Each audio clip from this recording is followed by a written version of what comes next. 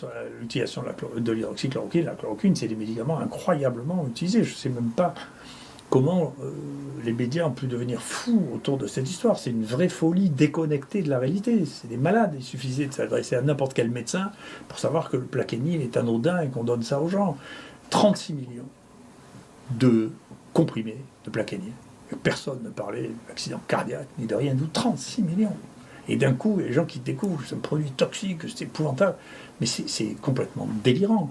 Patrick, on a beaucoup parlé de la chloroquine depuis le début de cette crise. On en entend moins parler ces derniers jours. Où est-ce qu'on en est exactement ? Bien, on peut parler d'un succès mondial. La publicité faite par Donald Trump a fait exploser les demandes et les prescriptions. Au Maghreb, en Afrique, en Amérique latine, le médicament a parfois été en rupture. Et dans tous ces pays, des centaines de milliers de personnes sont convaincues d'avoir été guéries ou protégés à l'hydroxychloroquine. L'argument répété que les malades du Covid guérissent naturellement dans 97% des cas, sans passage à l'hôpital, cet argument ne porte pas, il est inopérant, il y a la force de l'évidence, vous savez, ça a marché pour moi, je suis la preuve vivante que le traitement est efficace, on peut appeler ça, si vous voulez, l'effet Estrosi, le maire de Nice qui l'a répété sur tous les écrans, j'avais de la fièvre et le nez qui coule, j'ai pris le traitement Raoult, je vais bien et je ne me mouche plus, même si sans doute ça aurait été pareil avec du Doliprane ou du jus d'orange, on ne le saura jamais. Ce genre de fausse évidence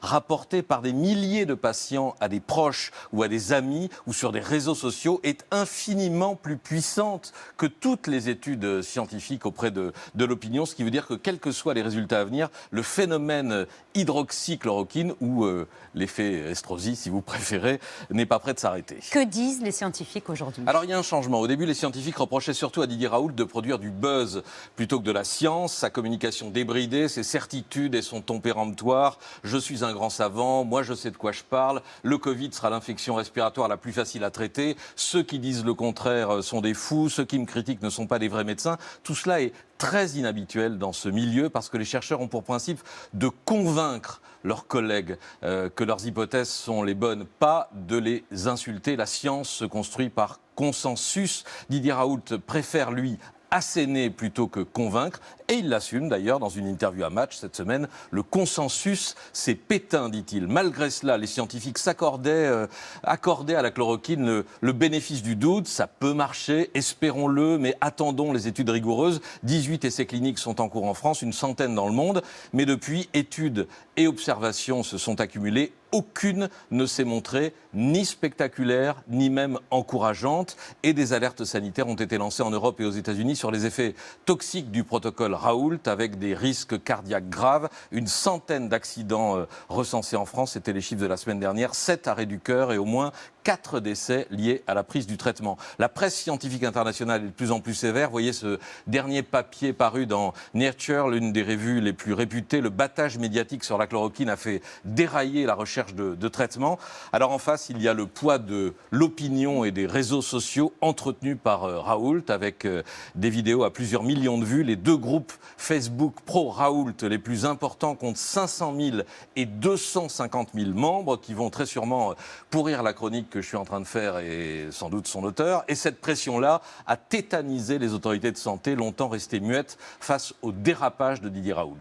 Quel dérapage ? À quoi faites-vous référence ? L'un des problèmes des études Raoult, c'est que ce n'est pas seulement qu'elles ne prouvent rien, c'est qu'elles sont possiblement frauduleuses. Le quotidien du médecin avait le premier mis les pieds dans le plat il y a 2 semaines. Les travaux du professeur Raoult sont-ils hors la loi? Il faut savoir que les recherches impliquant la personne humaine, les RIPH, sont strictement encadrées. Saisine d'un comité de protection des personnes, demande d'autorisation à l'agence du médicament, consentement éclairé du patient, etc.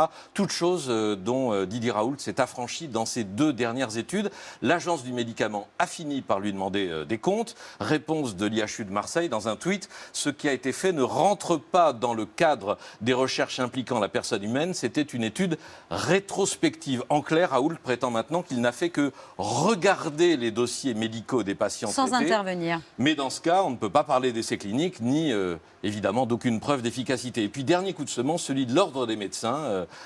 souvent très discret sur ces grands dossiers de santé.